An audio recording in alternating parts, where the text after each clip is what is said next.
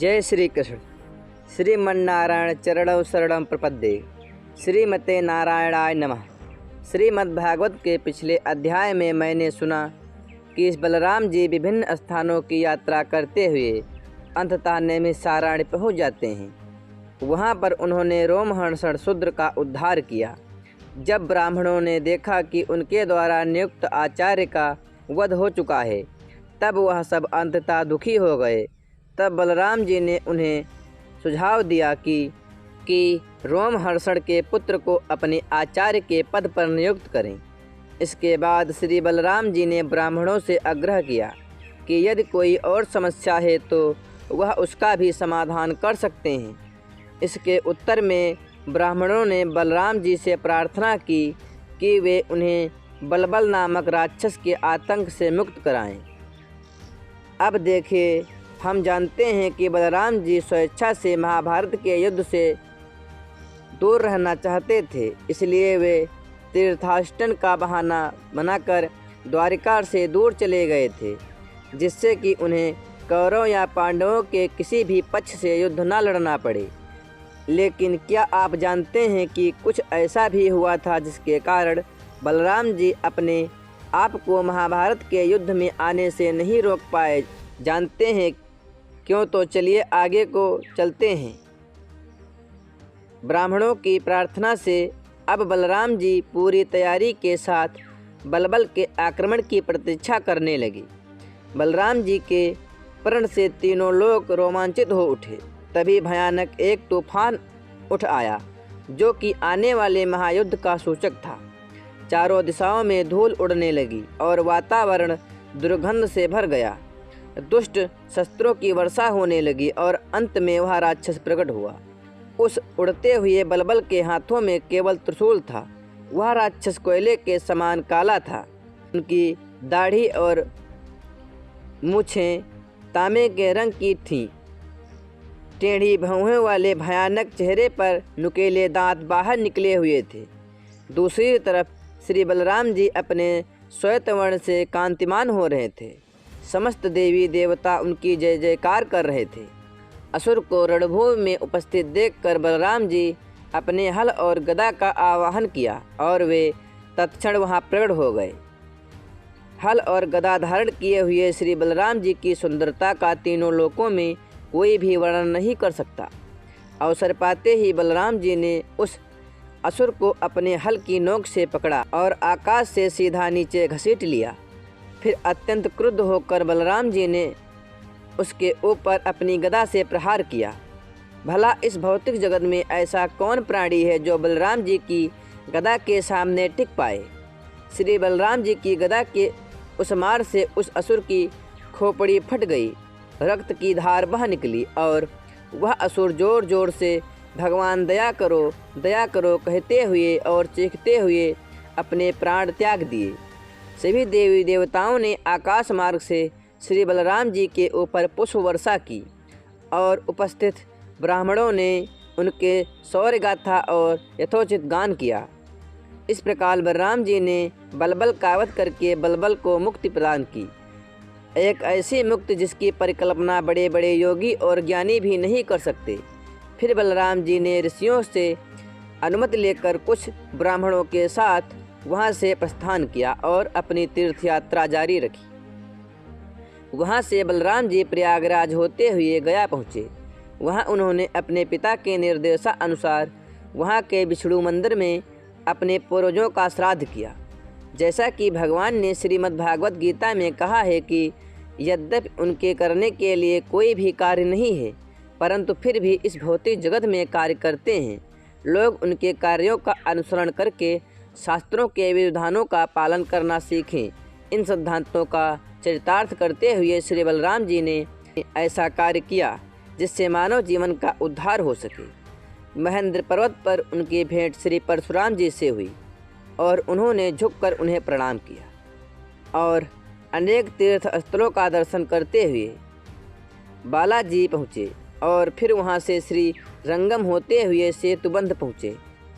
इस स्थान पर बलराम जी ने वहां निवास करने वाले ब्राह्मणों को 10,000 गायों का दान किया और फिर उन्होंने मलय पर्वत पर निवास कर रहे अगस्त मुनि से भेंट की। बलराम जी कन्याकुमारी के विख्यात दुर्गा देवी के मंदिर भी गए।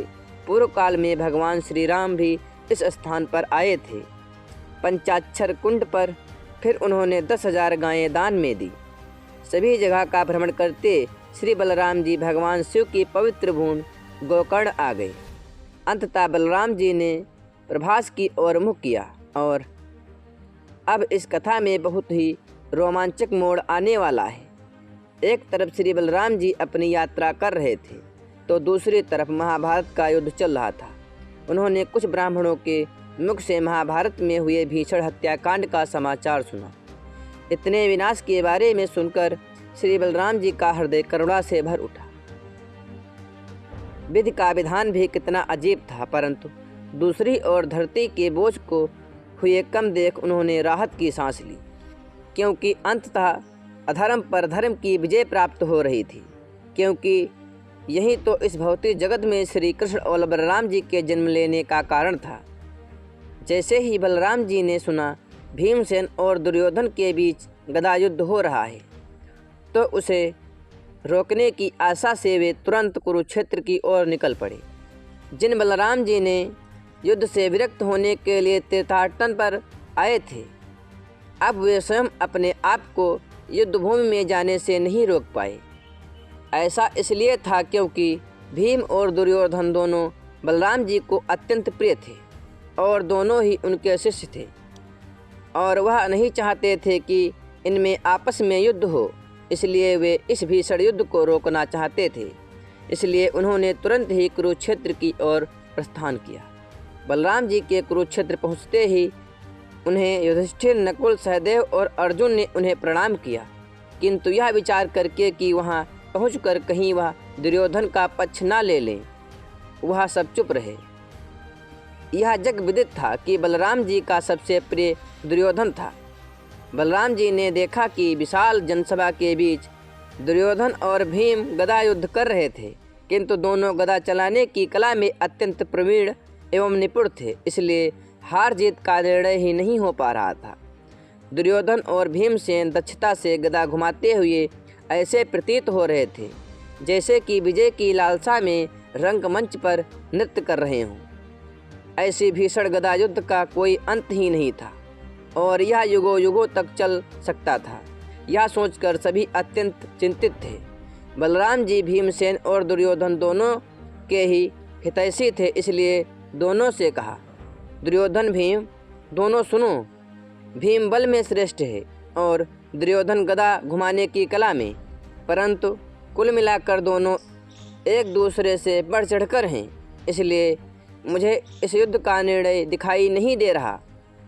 मेरी मानो तो इस युद्ध को बंद कर दो। परंतु यह क्या उन दोनों में से किसी ने भी उनके परामर्श पर ध्यान नहीं दिया।